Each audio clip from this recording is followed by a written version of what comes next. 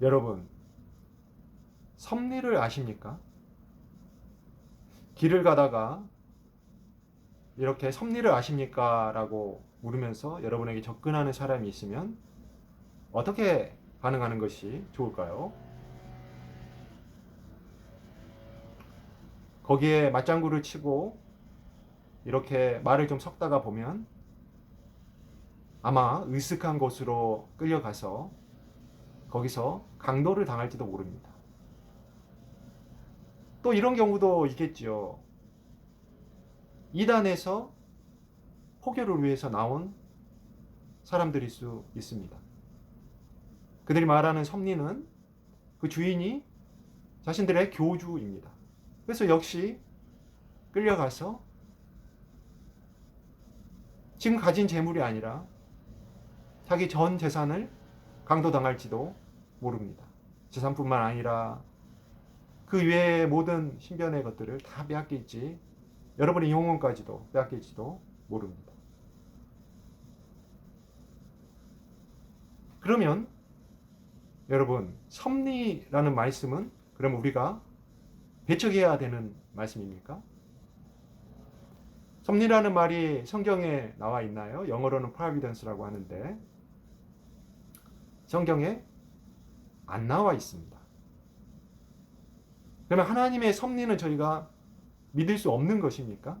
믿어서는 안 되는 것입니까? 아니죠. 하나님의 섭리는 저희의 중요한 교리입니다. 저희가 반드시 믿어야 하는 것입니다. 하나님의 섭리는 제가 공부하고 있는 조직신학자 웨인 그루드의 책에 의하면 이렇게 기록되어 있습니다. 하나님은 지으신 모든 것들을 존재하게 하시고 유지하게 하시고 또 그것들의 모든 활동의 원인이 되시고 그렇게 활동하도록 지시하시며 하나님의 목적을 이루도록 인도하심으로 창조된 모든 것들과 관계하신다 라고 되어 있습니다. 하나님이 창조하셨으니까 하나님께서 보존하시고 유지하신다는 말씀이고요. 그래서 그것을 현재도 창조하고 알아서 돌아가도록 놔두시는 게 아니라 현재도 모든 전 영역에서 통치하시고 그 통치하심에는 하나님의 반드시 어떤 모든 일에 목적이 있다라는 것이고 그 목적을 이루기 위해서 그 만드신 피조물들과 또 협력하신다. 협력하여 관계하심으로써 그 목적을 이루어 나가신다. 이런 것입니다. 오늘 성경의 모습에서 이런 모습들을 저희가 찾아볼 수가 있습니다. 오늘 제가 성경을 본문 말씀들을 묵상하면서 주목하여 본 그런 섭리의 모습들을 주목하여 보았습니다. 오늘 본문 1절에서 기근이 온 땅에 기근이 심하여 애굽으로 내려갑니다. 내려갔습니다. 요셉의 형들 10명이. 기근이 온 땅에 심하였는데 요셉의 형들은 애써 그 모습을 외면하는 듯이 보입니다. 그리고 늙은 아버지 야곱이 그것을 듣고서 뭐 다 들리겠죠. 세상에 지금 가장 중요한 일 아닙니까? 먹고 사는 문제.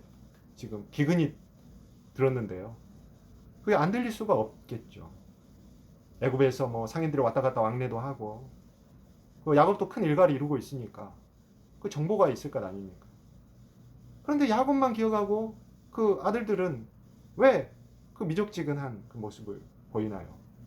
바로 야곱의 아들들, 그중에 특히 형들, 요셉의 형들, 하나님께서 기억하게 하신 것입니다. 요셉을 애굽으로 팔아 넘겼던 20년 전의 사건, 형들의 정말 그 깊은 마음속에 잊어버리고 싶었던 죄들이죠. 그것이 계속 마음속 깊은 곳에 있었고 또 잊혀졌겠지만 하나님은 기억하게 하시고 미적지근하게 하신 것입니다. 이것을 기억하게 하시는 것은 이것을 통해서 하나님이 나중에 보겠지만 역사하시고 싶은 사건이 있었던 것입니다. 근데 야곱은 그것을 모르니까 이제 그 요셉의 형들을 채근해서 애굽으로 내려보내게 된 것이죠. 우리가 오래된 죄들을 기억하고 싶지 않은 것은 그리스도인이 된 지금도 여전한 우리의 본성이고 거기에 따라서 뭔가 마음이 움직입니다. 그러나 그것을 자기가 옳음을 증명하기 위해서 어떻게든 우리 몸과 마음이 그렇게 움직인다는 것이죠. 그것이 우리의 연약함입니다. 오늘 4절에 보면 야곱은 남은 자식 베냐민은 애굽으로 보내지를 않습니다. 이 장면에서 야곱은 베냐민이 형들과 함께 보내면 재난을 당할까 두려워합니다라. 야곱에게 무엇을 하나님께서 기억나게 해주신 것입니까? 요셉을 잃은 사건. 요셉을 형들에게 보냈더니 요셉이 안 돌아왔습니다. 피 묻은 옷만 돌아왔습니다. 하나님 그 사건을 하나님께서 물론 계속 알고 있었겠지만 그러나 이 사건 오늘의 이 애굽으로 내려보낸 사건에서 다시 한번 야곱을 기억나게 하여 주신 것입니다. 이 베냐민도 똑같이 형들과 보냈다가 그 화를 당할까?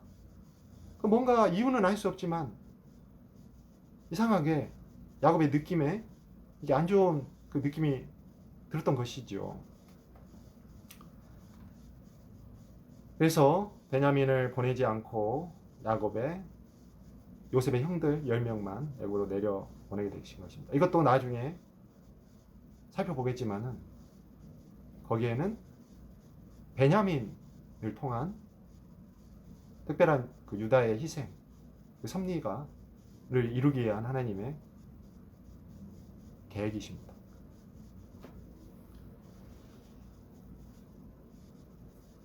요셉은 이제 형들이 와서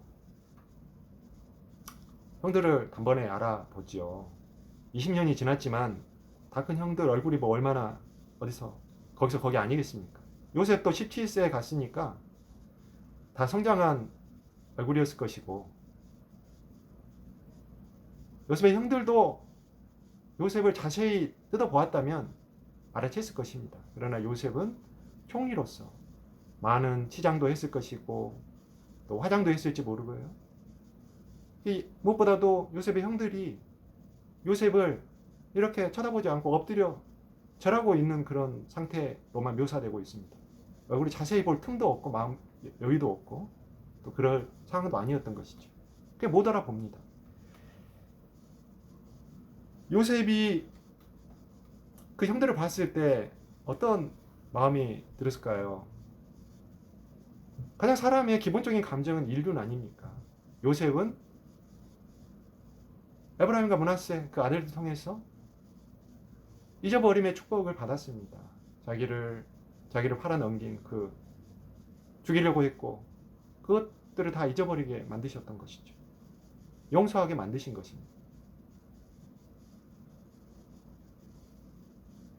그러니까 이제 남은 것은 형들을 용서했으니까 형들에 대한 반가운 마음이었을 수 있잖아요. 또 물론 여러 가지 복잡한 신경들이 있었겠지만은 그러나 그때 하나님께서 거기에 반응해서 가장 인간적인 마음에 반응해서 이렇게 행동하지 않도록 요셉을 기억나게 하신 것은 20여 년 전에 꿨던 꿈입니다. 곡식의 단들이 형들의 단들이 요셉의 단에게 절하고 또 해와 달과 열한 별이 본인에게 절하고 이런 꿈을 기억나게 하시죠. 여기서 보면 형들이 엎드려 절하는 모습을 보고 요셉이 그 꿈을 기억하게 하셨을 하나님의 단초를 하나님께서 그러한 계기를 제공하신 것을 알 수 있습니다. 이것을 기억나게 하신 것은 요셉에게 내가 하나님께서 개입하고 계시다 이 사건은 그것을 강력하게 역사하신 것이죠. 그래서 요셉이 자기 생각대로, 자기 마음대로, 인간적인 마음대로 행동하지 않게 하나님이 유도하신 것입니다. 이 사건도 결국 이 사건들을 통해서 의도하신 바가 있으신 것입니다. 그러면 이 오늘 본문의 사건들을 통해서 하나님께서 야곱과 요셉의 형들, 그리고 요셉을 각각의 이 과거의 사건들을 기억나게 하심으로써 이루고자 하시는 그 목적이 무엇입니까? 베냐민을 데려오게 만들고, 그리고 그 유다가, 그 넷째 아들 유다, 첫째도 아니고 둘째도 셋째도 아닌 넷째 아들 유다가 베냐민을 위해서 희생하신 사건, 그 사건을 만들고자 하신 것입니다. 예수 그리스도의 희생의 규, 유다가 야곱으로부터 나중에 규를 축복으로 받지 않습니까? 규라는 건 하나님의 의를 상징합니다. 거룩함이고, 그 예수 그리스도의 계보의 조상으로서 예수 그리스도의 희생의 사역을 상징하는 예표가 유다가 된 것입니다. 그러면서 악을 예전에 살펴보았지만 유다의 악한 모습 속에서 그 악을 짊어지고 가신 이중의 예표가 된 것이죠. 그리고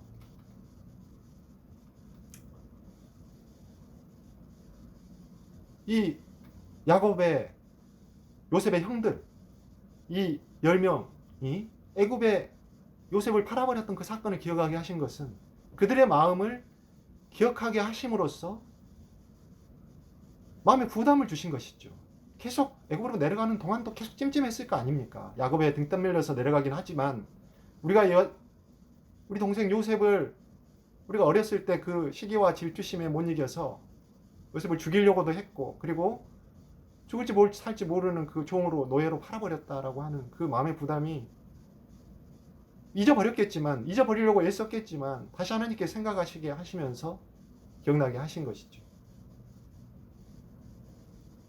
요셉은 용서할 마음이 이미 용서하고 잊어버리고 용서할 준비가 다 돼 계셨지만, 그러나 요셉의 형들이 회개할, 그 마음의 부담으로 회개할 준비를 시키신 것 아닙니까? 하나님께서. 예수 그리스도께서 십자가에 달려 돌아가심으로 저희들에게 용서를 베푸실 준비가 되셨지만, 용서를 베푸셨지만 저희들이 그 십자가 앞에 회개하고 엎드릴 그 마음의 준비, 회개가 돼야 되는 거 아니겠습니까? 그러려면 저희의 죄를 생각나게 하시고 그 연약함을 회개하고 그 십자가 앞에 저희가 엎드릴 수 있도록 하나님은 만드신다는 것입니다. 이 사건들을 하나님은 계획하신 것입니다. 이 사건들을 목적하신 것입니다.